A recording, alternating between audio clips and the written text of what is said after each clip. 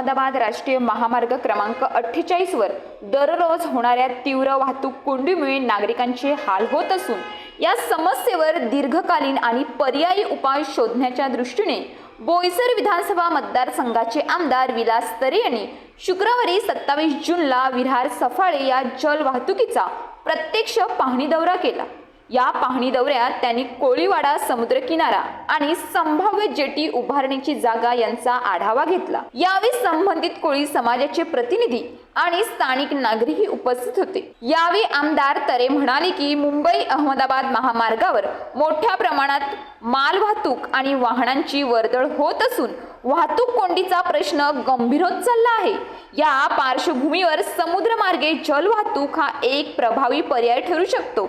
विरार सफाळे दरम्यान जलमार्गाने प्रवासी आणि मालवाहतूक सुरू केल्यास महामार्गावरील ताण कमी होऊ शकतो, तसेच वेळ आणि इंधन वाचवले जाऊ शकते। या संदर्भात तांत्रिक अहवाल तयार करण्यासाठी महाराष्ट्र मेरीटाईम बोर्ड बंदर विभाग व इतर तज्ञ संस्थांच्या सहकार्याने पुढील पावले उचलण्यात येणार असल्याचेही त्यांनी स्पष्ट केले।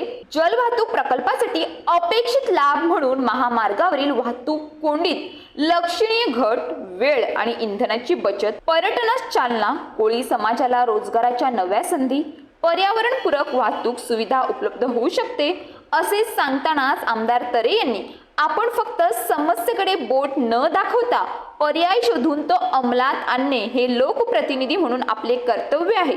जलवाहतूक ही भविष्यातील गरज असून ती शक्य तितक्या लवकर प्रत्यक्षात आणण्यासाठी आपण प्रयत्नशील राहू असे यावेळी आश्वासित केले। यावेळी आमदार विलास तरे, मार्बल पाड्यातील व जलसार गावातील स्थानिक ग्रामस्थ, फेरी बोटचे व्यवस्थापक राजेश सोनवणे आदी कर्मचारी वर्ग उपस्थित होते।